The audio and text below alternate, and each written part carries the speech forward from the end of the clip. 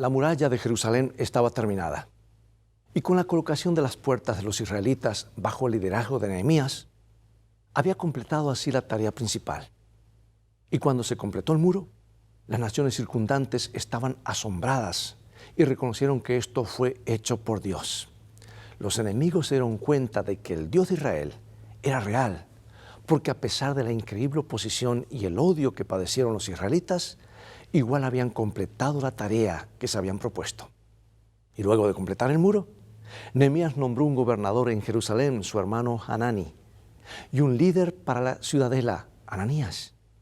Ambos hombres fueron elegidos en base a la integridad, la confiabilidad y la reverencia por Dios, y no por su genealogía.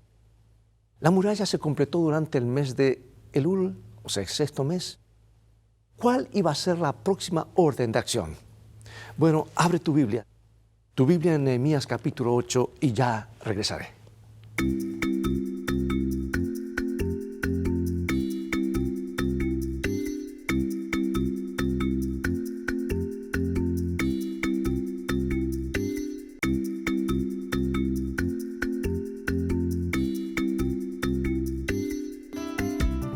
Lecciones de Vida, un estudio semanal de las lecciones de la Escuela Sabática.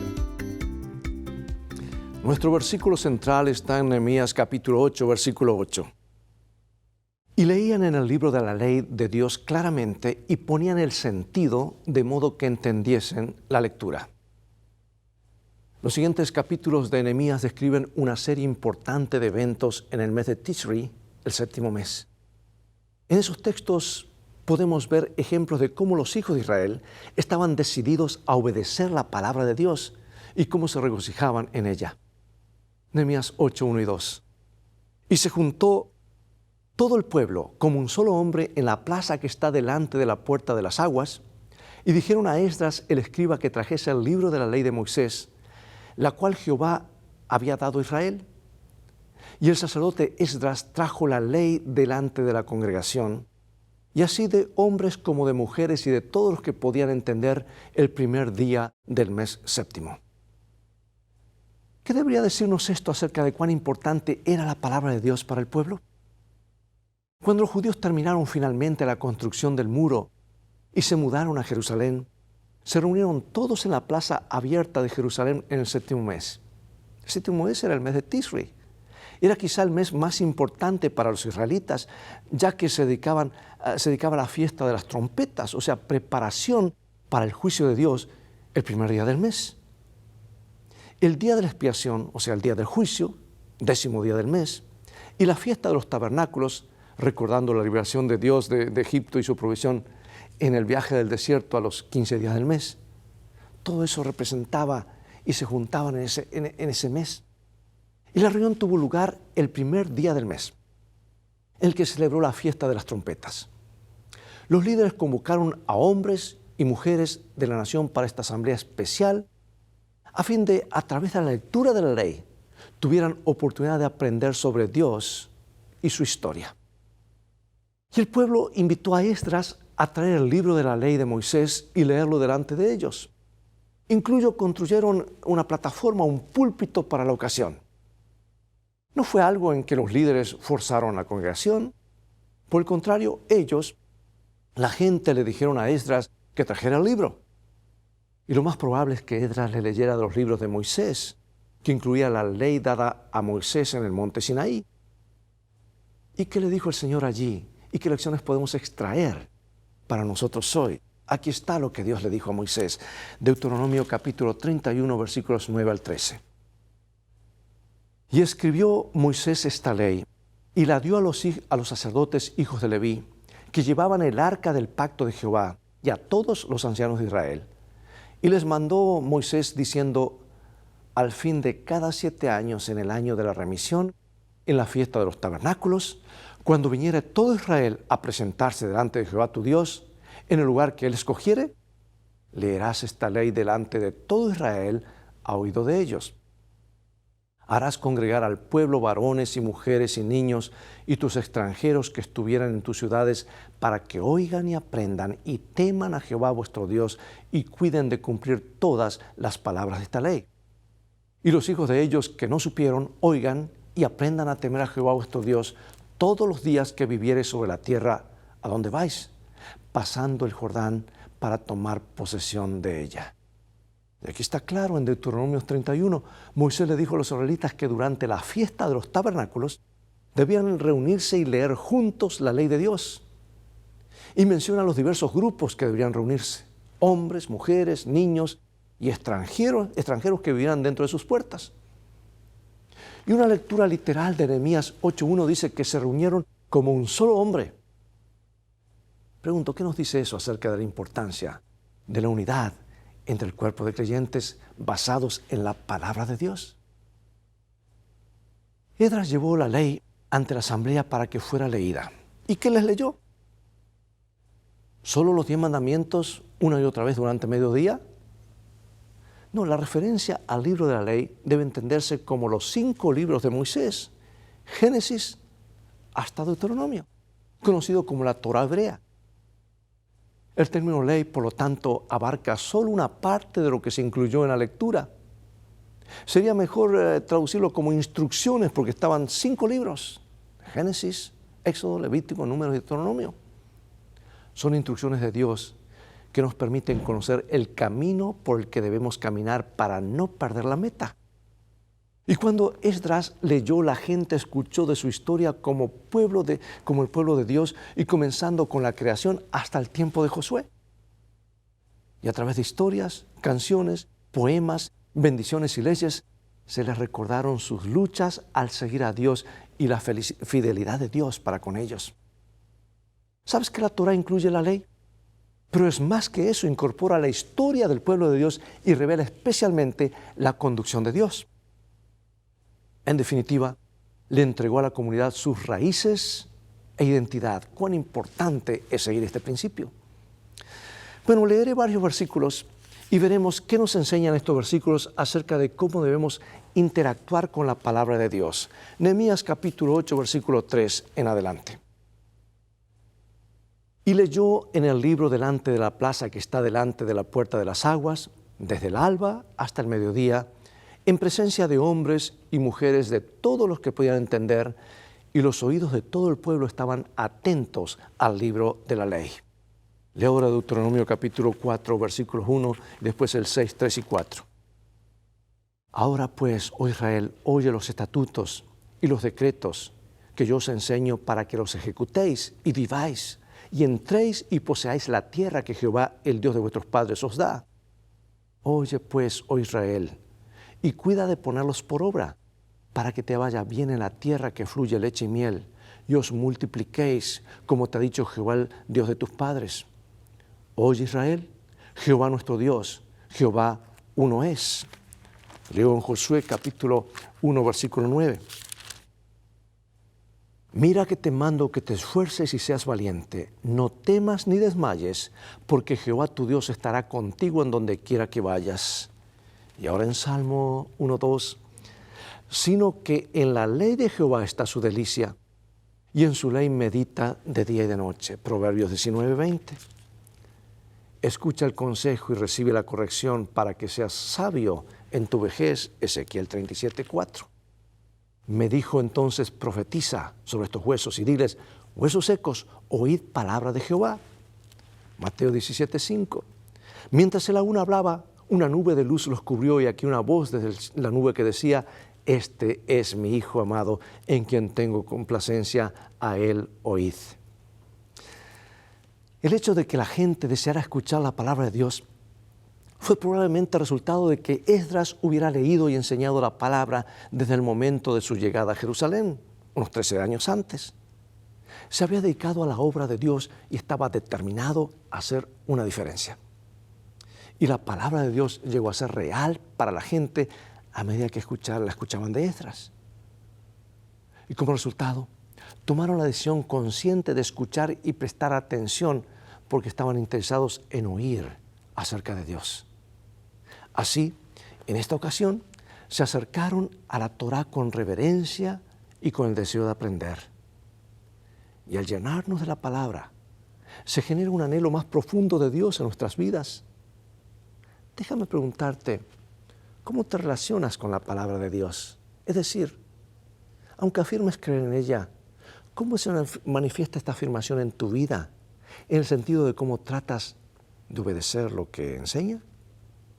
¿Cuán diferente sería tu vida si no obedecieras la Biblia? Y la otra pregunta, ¿cómo se hizo la lectura de la ley? Vamos a Nehemías, capítulo 8, versículos 4 al 8. Y el escriba Esdras estaba sobre un púlpito de madera que habían hecho para ello, y junto a él estaban Matatías, Sema, Anías, Urías, Hilcías y Maasías a su mano derecha, y a su mano izquierda Pedaías, Misael, Malquías, Hasum, Hasbadana, Zacarías y Mesulam. Abrió pues Esdras el libro a ojos de todo el pueblo, porque estaba más alto que todo el pueblo, y cuando lo abrió, todo el pueblo estuvo atento. Bendijo entonces Esdras a Jehová, Dios grande, y todo el pueblo respondió, amén, amén, alzando sus manos, y se humillaron y adoraron a Jehová inclinados a tierra, y los levitas Jesúa, Bani, Serebías, Jamín, Acub, Sabetai, Jodías, Maasías, Kelita, Sarías, Josabed, Hanán y Pelaía hacían entender al pueblo la ley, y el pueblo estaba atento en su lugar. Y leían en el libro de la ley de Dios claramente y ponían el sentido de modo que entendiesen la lectura. Bueno, aquí había dos grupos de 13 hombres que acompañaron a Esdras durante la lectura. El primer grupo de 13 ayudó a leer la palabra de Dios, y el segundo grupo de 13 ayudó a la comprensión de los pasajes.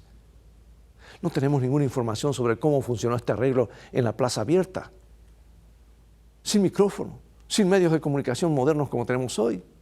Sin embargo, los hombres que ayudaron con la lectura posiblemente sostuvieron la Torá. O sea, los pergaminos hebreos eran pesados y debían ser desenrollados por otros. Y leyeron sucesivamente, alternando entre los lectores. Y debido a que habían estado leyendo desde la mañana hasta el mediodía, habían encontrado la manera de alcanzar a todos en la plaza. Me gusta esta frase que dice, dieron el sentido y ayudaron a la gente a comprender la lectura. ¿Sabe? Esto puede referirse a la interpretación o traducción de los pasajes. Ambos son igualmente probables en este caso. Acuérdate que estaban en tierra extraña, con otro idioma.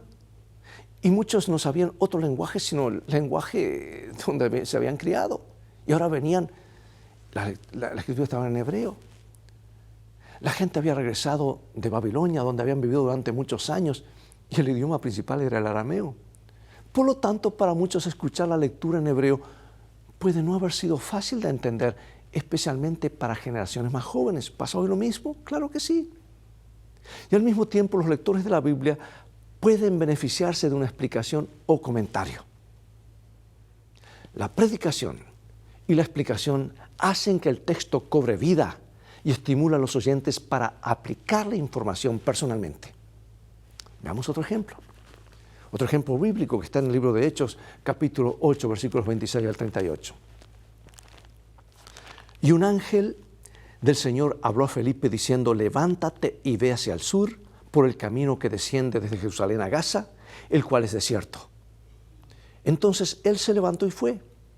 Y sucedió que un etíope, eunuco, funcionario de Candace, reina de los etíopes, el cual estaba sobre todos sus tesoros, ya había venido a Jerusalén para adorar, volvía sentado en su carro y leyendo al profeta Isaías. Y el Espíritu dijo a Felipe, acércate y júntate a ese carro. Acudiendo Felipe, le oyó que leía al profeta Isaías y dijo, ¿pero entiendes lo que lees? Y él dijo, ¿cómo podré si alguno no me enseñare? Y rogó a Felipe que subiese y se sentase con él. El pasaje de la Escritura que leía era este, como oveja a la muerte fue llevado, y como cordero mudo delante del que lo trasquila, así no abrió su boca. En su humillación no se le hizo justicia, mas su generación, ¿quién la contará? Porque fue quitada de la tierra su vida. Respondiendo el eunuco dijo a Felipe, te ruego que me digas, ¿de quién dice el profeta esto? ¿De sí mismo o de algún otro? Entonces dice que Felipe, abriendo su boca, Y comenzando desde esta escritura le anunció el evangelio de Jesús. Y yendo por el camino llegaron a cierta agua y dijo el eunuco, aquí hay agua, ¿qué impide que yo sea bautizado? Felipe dijo, si crees de todo corazón, bien puedes. Y respondiendo dijo, creo que Jesucristo es el Hijo de Dios.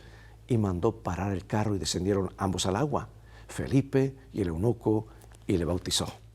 ¿Qué sucedió en este momento que es un paralelo de lo que estaba sucediendo en Jerusalén en los textos anteriores que leímos? ¿Qué lecciones hay aquí para nosotros? Como protestantes, entendemos que los creyentes individuales deben conocer la palabra de Dios por sí mismos y que no debemos aceptar ciegamente la opinión de nadie más que la verdad bíblica, sin importar su autoridad. Pero al mismo tiempo, ¿quién no ha sido bendecido por tener la ayuda de alguien que le explicara el significado de los textos? Cada uno de nosotros necesitamos saber lo que creemos por nosotros mismos. Pero esto no significa que a veces no podamos ser iluminados por las enseñanzas de otros. ¿Y cuál fue la respuesta del pueblo? Cuando Esdras abrió la palabra de Dios, la Torá hebrea, el pueblo se puso de pie y antes de que Esdras leyera, bendijo a Dios. Y después de su lectura las personas respondían amén, amén, al unísono mientras levantaban sus manos hacia el cielo. Luego inclinaron sus cabezas y adoraron con sus rostros hacia el suelo. Y aquí leemos en Nehemías capítulo 8, versículos 9 al 12 lo siguiente. Y Nehemías, el gobernador y el sacerdote Esdras, escriba, y los levitas que hacían entender al pueblo, dijeron a todo el pueblo, día santo es a Jehová nuestro Dios, no os entristezcáis ni lloréis, porque todo el pueblo lloraba oyendo las palabras de la ley. Luego les dijo, id, comed grosuras y bebed vino dulce, y enviad porciones a los que no tienen nada preparado, porque día santo es a nuestro Dios. No os entristezcáis, porque el gozo de Jehová es vuestra fuerza. Los levitas pues hacían callar a todo el pueblo diciendo, callad porque es día santo y no os entristezcáis. Y todo el pueblo se va a comer y a beber y a obsequiar porciones y a gozar de grande alegría porque habían entendido las palabras que les habían enseñado. Ahora pregunto, ¿por qué los dirigentes le dijeron al pueblo que no se entristeciera ni llorara? Mientras el pueblo escuchaba la palabra de Dios, fue golpeado por su propio pecado. Y las personas comenzaron a llorar. Y cuando Dios se nos revela y empezamos a comprender que Dios está lleno de amor, bondad, misericordia y fidelidad, nuestras propias deficiencias y la incapacidad de ser lo que deberíamos ser en realidad se tornan evidentes. Ver la santidad de Dios a través de su palabra nos hace ver nuestra indignidad bajo una nueva luz. Y esta comprensión hizo que el pueblo de Israel llorara y se lamentara, pero no tenían tristeza porque dice, el gozo de Jehová es vuestra fuerza, se les dijo. En otras palabras, a pesar de sus fracasos, podían confiar en el poder de Dios. Bueno, este también fue un día especial, un día sagrado, la fiesta de las trompetas o Rosh Hashanah, el año nuevo, cuando breves explosiones de las trompetas señalaban la importancia de la preparación del corazón para el juicio del Señor, que se acercaba en 10 días más, que era celebrado en el día 10 del mes de Tisri. El sonido de las trompetas indicaba el llamado a presentarse ante Dios y arrepentirse. Y debido a que el día fue establecido para recordarle a la gente que debía volverse a Dios, tanto el llanto y el luto son comprensibles. Pero los líderes recordaron que una vez que se hubieran arrepentido, Dios los habría escuchado y por lo tanto era hora de regocijarse en el perdón de Dios. Yo pregunto, hermano y hermana, ¿qué debería decirnos esto acerca de cuán malo es el pecado que puso a Jesús en la cruz como única manera de resolver el problema del pecado y darnos esperanza? Me encanta esa frase, dice, el gozo de Jehová es vuestra fuerza. Esto sirve como un recordatorio de que es la voluntad de Dios que nos regocijemos y disfrutemos la vida. Yo he venido para que tengan vida y la tengan en abundancia, dijo Jesús. Más aún, no es cualquier tipo de alegría o algarabía, sino la alegría que se produce porque conocemos a Dios y la realidad de su amor. Es un gozo real. Deleitarnos en Dios, en su bondad, regocijarnos por todo lo que Dios ha provisto para nosotros, es algo que debemos esforzarnos por hacer todos los días. Además de deleitarnos en Dios, nos da la fuerza para enfrentar el día y abordar nuestro presente, lo que se nos presente, las actividades o los desafíos del día. Sigue diciendo el texto, Nehemías 8, 13 al 18. Al día siguiente se reunieron los cabezas de las familias de todo el pueblo, sacerdotes y levitas, a Esdras, el escriba, para entender las palabras de la ley. Y hallaron escrito en la ley de Jehová que Jehová había mandado por mano de Moisés que habitasen los hijos de Israel en tabernáculos en la fiesta solemne del mes séptimo. Y quisiesen saber y pasar pregón por todas sus ciudades y por Jerusalén, diciendo: salid al monte y traed ramas de olivo silvestre, de rayán, de palmeras y de todo árbol frondoso, para hacer tabernáculos, como está escrito. Salió pues el pueblo, y trajeron ramas y hicieron tabernáculos, cada uno sobre su terrado, en sus patios, en los patios de la casa de Dios, en la plaza de la puerta de las aguas, y en la plaza de la puerta de Efraín. Y toda la congregación se volvió de la cautividad, hizo tabernáculos y habitó en tabernáculos. Porque desde los días de Josué, hijo de Nun, hasta aquel día, no habían hecho así los hijos de Israel. Y hubo grande alegría. Y leyó Esdras en el libro de la ley de Dios cada día, desde el primer día hasta el último. E hicieron la fiesta solemne por 7 días. Y el 8º día fue de solemne asamblea según el rito. Bueno, ¿qué es lo que sucedió en ese momento? ¿Y qué nos dice acerca del pueblo y sus dirigentes en ese tiempo? Al día siguiente, los líderes del pueblo fueron a Esdras para aprender más del libro de Dios. Y esa iniciativa demostrada por los líderes mostró su deseo de guiar a la comunidad hacia Dios. Entendieron que la conducción de la gente de manera correcta no ocurriría si ellos mismos no buscaban a Dios ni buscaban conocerlo a Él. Ahora nota que en Nehemías 8:15 los textos se refieren al hecho de que lo que estaban haciendo estaba de acuerdo con lo que está escrito. Y aquí vemos otro ejemplo de cuán seriamente querían obedecer entonces la palabra de Dios. Porque después de décadas en cautiverio habían aprendido la lección acerca de su desobediencia. Además, según los textos de Levítico, debían celebrar la fiesta y regocijarse ante el Señor. Dice regocijarse delante de tu Dios durante 7 días. En otras palabras, al recordar los actos de misericordia, gracia y salvación de Dios, el pueblo debía regocijarse por lo que el Señor había hecho por ellos. Piensa en lo que nos ha sido dado en Jesús, quien fue simbolizado en todas las fiestas del antiguo Israel. Por eso pregunto, ¿cómo podemos aprender a regocijarnos en el Señor, incluso durante las pruebas difíciles y dolorosas? ¿Por qué especialmente en estos tiempos es crucial que lo hagamos? A manera de conclusión, finalizo con una cita inspirada seguida de algunas preguntas de reflexión. Y está en el libro Profetas y Reyes, página 492 en adelante. Y dice así la sierva del Señor: ahora debía manifestar fe en sus promesas. Dios había aceptado su arrepentimiento. Ahora les tocaba a ellos regocijarse en la seguridad de que sus pecados estaban perdonados y de que habían recuperado el favor divino. Cada verdadero retorno al Señor imparte gozo permanente a la vida.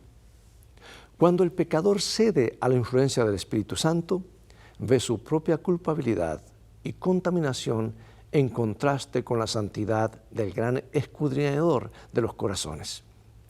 Se ve condenado como transgresor, pero no por esto debe ceder a la desesperación, pues ya ha sido asegurado su perdón.